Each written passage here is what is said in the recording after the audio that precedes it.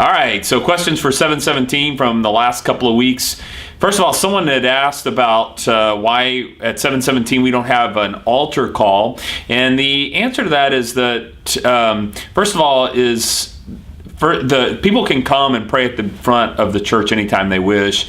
The second thing is that altar calls, from my perspective, it's helpful to have people pray over you or pray with you, but the traditional evangelical movement of altar calls that kind of come from Charles Finney from the 1800s and then get carried over by Billy Graham and the Billy Graham Association and Bill Bright and Campus Crusade for Christ. The reality is I've found some of those things to not be quite as helpful as they seem. And so we've tried to not make that a huge emphasis. I would prefer have a dialogue with individuals, a personal conversation with them, those kinds of things. But the altar is always open. People are welcome to come and pray, and they're always welcome to come to the front and use that area.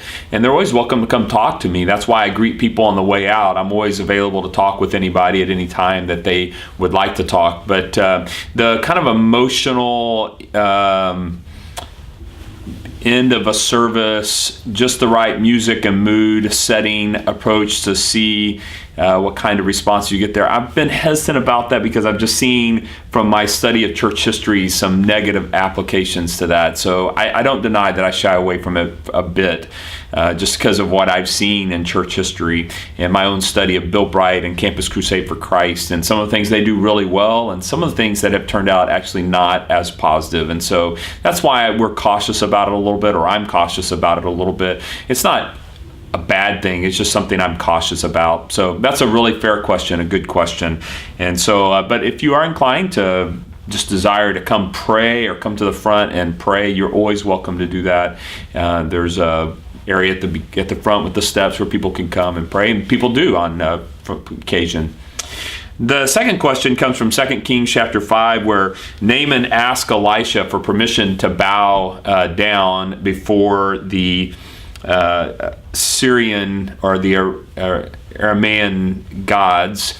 And really what I think Naaman is asking is not for his own worship, but sometimes he has to help the king. And when he helps the king, he inadvertently has to bend down to help the king. Apparently the king is a little bit older, fragile, I don't know.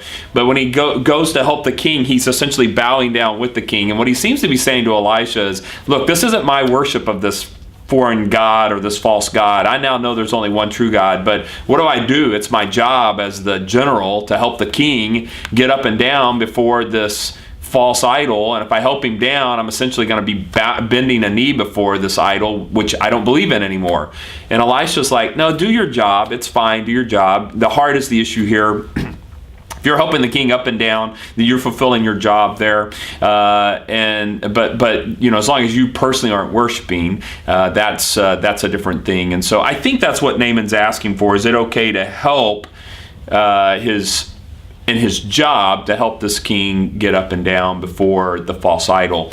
But that is a good question, because many of the church, many martyrs throughout the world today have refused to bend a knee before idols or in the early church, before emperor worship. And because of that, they were even martyred over that. And you even saw it in Daniel, Shadrach, Meshach, and Abednego in their time with Nebuchadnezzar. But again, they were being asked to, at the sound of the music, bow down to the image of the king in an act of worship. And I think the one difference here is Naaman's not asking for permission to worship the false idol. He's just saying, hey, while I'm doing my job as the general and I help the king up and down, this isn't me really worshiping. I'm just helping the king get up and down. And that means sometimes I bend a knee before this idol, not out of worship, but helping him. Is that okay? So I think that's the distinction. Good question, though.